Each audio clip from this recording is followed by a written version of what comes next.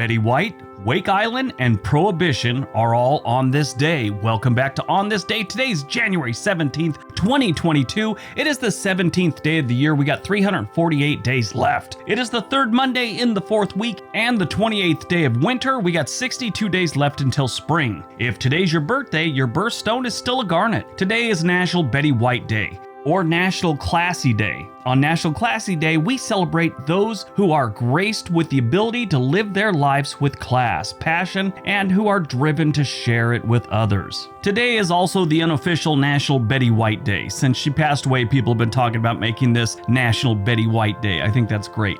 More on Betty White later.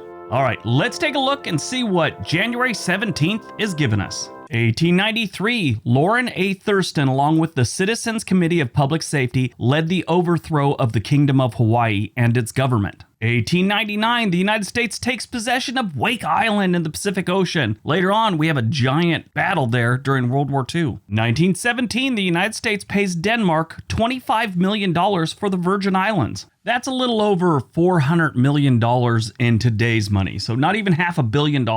Seems like we got a bargain there. 1920, alcohol prohibition begins in the United States as the Volstead Act goes into effect. This, in part, leads to the rise of organized crime in the United States. It was going on before, but this put it in hyperdrive. People wanted to get their drink on. If the government wasn't going to let them, they were going to seek other sources. One thing leads to another, and Al Capone starts killing people. 1950, the Great Brink's Robbery. 11 thieves steal more than $2 million from an armored car company's office in Boston, Massachusetts. That $2 million is worth roughly $23 million today. This one has always interested me because I saw the movie in the drive-in theater with my parents the year it came out. I was probably like 10 or something like that. And it's a very interesting story. There's actually been 4 movies about it. 6 Bridges to Cross in 1955, Blueprint for Robbery in 1961. The one I saw was Brink's The Great Robbery in 1976. That one's the better one. They did have one in 1978 called The Brink's Job, and that was kind of comical. If you get a chance, watch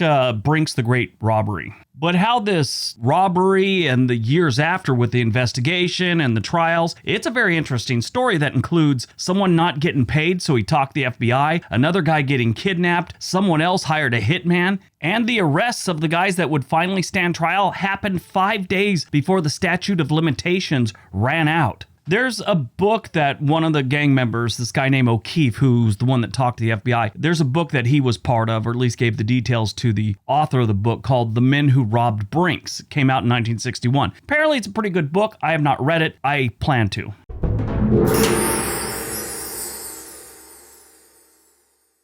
1961, President Dwight D Eisenhower delivers a televised farewell address to the nation 3 days before leaving office, in which he warns against the accumulation of power by the military-industrial complex, as well as dangers of massive spending, especially deficit spending, on military. There's a very interesting documentary about this speech called Why We Fight. Well, I shouldn't say. It's about how the military-industrial complex makes its money and what they do, and it is very, very interesting. One line I took from that was very telling. This ex-CIA guy broke down how much money is spent on military. At the time, back in 2005, it was like $750 billion was the budget for the military. Defense contractors had seen their profits rise by like 25% over the first year of the Gulf War. And then this ex-CIA guy said, when war becomes that profitable, you have more of it. And that's what Dwight D Eisenhower was trying to say in his speech. Now, he's an ex-general from World War II. This guy knows about the military, and he warned the United States about the spending on the military, and they always hide it with, you want to spend it on the troops. They're not spending it on the troops.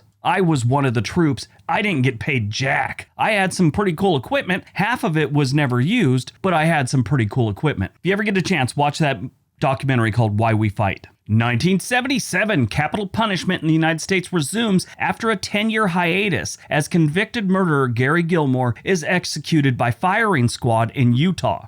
1991, Operation Desert Storm begins early in the morning as aircraft strike positions across Iraq. It is also the first major combat of the stealth fighter, or the Nighthawk, whatever you want to call it. Notice how I say the first major combat. They didn't tell anyone about it during the invasion of Panama, and this thing was whipping around and people started shooting at it because we didn't know what it was. We knew about the stealth bomber at the time. We never heard about the stealth fighter. So this was the first time it was actually used in an official role. As this goes down, Iraq fires 8 Scud missiles into Israel as an unsuccessful bid to provoke Israeli retaliation. Now, the reason for this was if Israel got involved, then other Arab states would get involved. But everyone else was staying out of it as long as Israel stayed out of it. They were kind of treating it like this is between Iraq and the United States. 1994. A 6.7 magnitude earthquake hits Northridge, California, which ends up shaking the crap out of the whole Los Angeles area. I was there for this one. It was kind of scary. I was way far away from Northridge. I was down in the Torrance, Redondo Beach area. And at first I was, oh, sweet, an earthquake. So I kind of get up. It was early morning and it kept going. I eventually sat down. I'm like, oh, this is not a cool one. Because sometimes if you get used to earthquakes, they're kind of fun. Kind of woo, and you just make sure nothing falls on you. This one kept going, and it was pretty scary. The best part is I had some, I don't know, I think they were from Arkansas, but as this thing was going, I heard the guy next door in the apartment yell, call 911.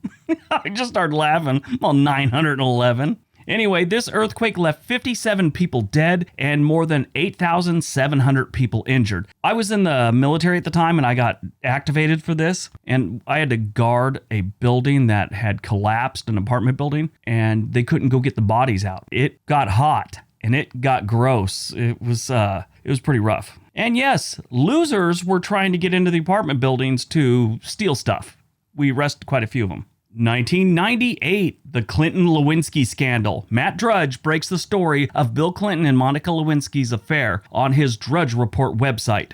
Released on this day, 1992, Juice. This was a pretty good movie. The film follows the lives of 4 black men growing up in Harlem. The youth struggle with harassment from law enforcement as well as the dangers of rival gangs, things like that. The soundtrack was pretty epic. It had Cypress Hill, Salt and Pepper, and a bunch of other people. This came out around the same time as all the other inner city gang movies, you know, life amongst the gangs, things like Boys in the Hood and everything else. But this was a pretty good movie. It starred Tupac Shakur, Samuel Jackson, Queen Latifah, Omar Epps, bunch of other people. Good movie. Born on January 17th, 1922, Betty White. She would have been 100 years old today. She's a beloved comic actress from the Mary Tyler Moore Show, The Golden Girls, who later hosted Betty White's Off Their Rockers and starred in Hot in Cleveland. She won 6 Emmy Awards, and in 2009, she received a Screen Actors Guild Lifetime Achievement Award. During World War II, she participated in the American Women's Voluntary Service.